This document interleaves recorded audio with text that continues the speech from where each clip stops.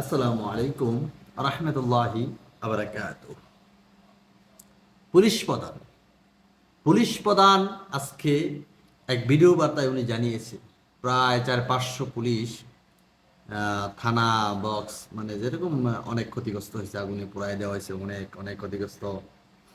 তো উনি আজকে বলতেছে যে আমরা জনগণের কাছে আমাদের নিরাপত্তা চাই। আমরা আসলে অনেক ভুল হয়েছে, আমরা অনেক ভুল করছি, অনেক হয়তো আমরা।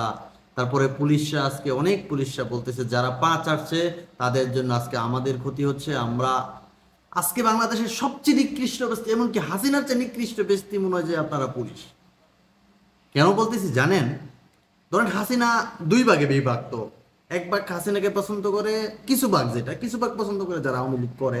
কিন্তু সে আওয়ামী লীগের কাছেও কিন্তু পুলিশ অনেক জায়গায় ক্ষতিগ্রস্ত, অনেক জায়গায় তারাও কিন্তু এরকম আপনাদেরকে ঘৃণা করে। কেন ঘৃণা করে? এই যে আপনারা একজনের পা চাটতে গিয়ে ঘুষ খাচ্ছেন, এই করছেন, এই করছেন, সবচেয়ে নিকৃষ্ট মানুষ, এত পরিমাণ আপনাদের প্রতি ঘৃণা, সেটা আসলে বলার বাহিরে ভাই, বলার বাহিরে।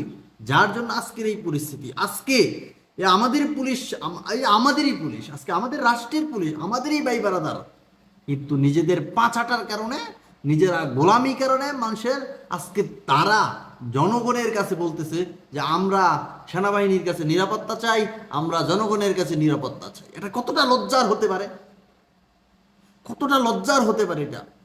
আজকে এই যে দেখেন ভিডিও সোশ্যাল মিডিয়ায় দেখেন যে খবরে আসছে যে একজন পুলিশ প্রধান উনি পুলিশদের নিরাপত্তা চাচ্ছে। আচ্ছা, কেউ সামনে আসতেছে না। এই যে পুলিশের ডিআইজি, উনি পুলিশ প্রধান মনে হয় সাবেক, উনি আসে কিছু কিছু বিবৃতি বলতেছে যে আসলে যারা দেশে আছে তারা নিরীহ পুলিশ, তাদেরকে আর কেউ মাইরেন না বা কিছু। তাহলে তোমার লিডার কোথায়?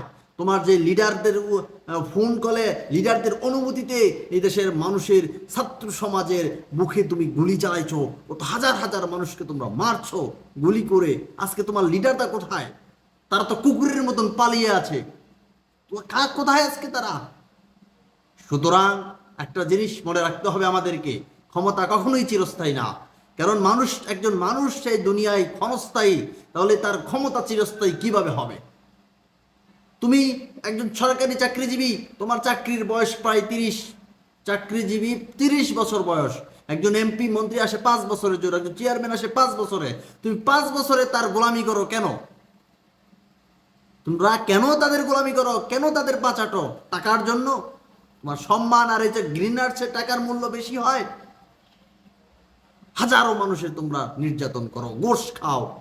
আমরা মনে করি আজকে জাতি তোমাদেরকে ক্ষমা করবে না। তোমরা জাতি আজকে এই যে দেখো তোমরা মরলে, আজকে পুলিশ মরলে আলহামদুলিল্লাহ কইতে কইতে ফেসবুক বাসায় এলায় যেই দেহে আমরা, এমনকি আমার মনে হয় পুলিশও হই কয়। এরকম একটা পরিস্থিতির মধ্যে এই পুলিশ আমাদের, দুঃখ লাগে যে আমাদের পুলিশ বলবো। তোমরা আজকে বলো কর্মবিরতি, তোমরা কাজ করবে না। আজকে অনেকেই বলতেছে যে আমরা এই দালালদের কারণে আমাদের এই অবস্থা হয়েছে, এই পাছাড়া গোলামদের কারণে, হেদের কারণে হয়েছে। আগে কোথায় ছিল তোমরা? আগে প্রতিবাদ করো নাই কেন? তুমি পুলিশে তুমি প্রতিবাদ করতে পারো না? কিছু কিছু সংখ্যক তো ভালো ছিলা, কোথায়? তোমরা তো বলো নাই। তাহলে তুমি যখন খারাপকে সঙ্গ দিয়েছো, তাহলে সেই খারাপ আর তোমার মধ্যে কোনো পার্থক্য নাই, সবাই এক সমান হয়ে গেছো। সুতরাং আমি বলতে চাই, এই যে মানুষের ভিতরে এত ঘৃণা তোমাদের প্রতি জন্ম নিছে, এটা কিভাবে শোধ করবা ভাই? আজকে যারা ভাই বা চাচা যারাই আছেন, পুলিশ, আমাদের যে পুলিশ বাংলাদেশের সবচেয়ে গৃহীত ব্যক্তি আপনারা আজকে কেন হয়েছেন? আপনাদের নিজেদের কারণে, আপনাদের এই যে রাজনৈতিক ব্যক্তিদের গোলামির কারণে, আপনাদের গোষ্করের কারণে, সব কিছু। জানি না এই যে ঘৃণিত যে অবস্থায় আপনারা গেছেন, কিভাবে ফিরবেন আল্লাহ পাক ভালো জানেন।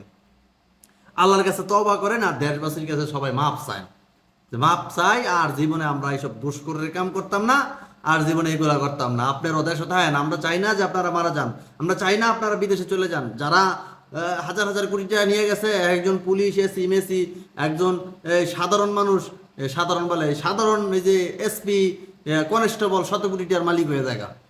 কিভাবে হয় বলেন? এই কারণেই তো মানুষ এরকম করে।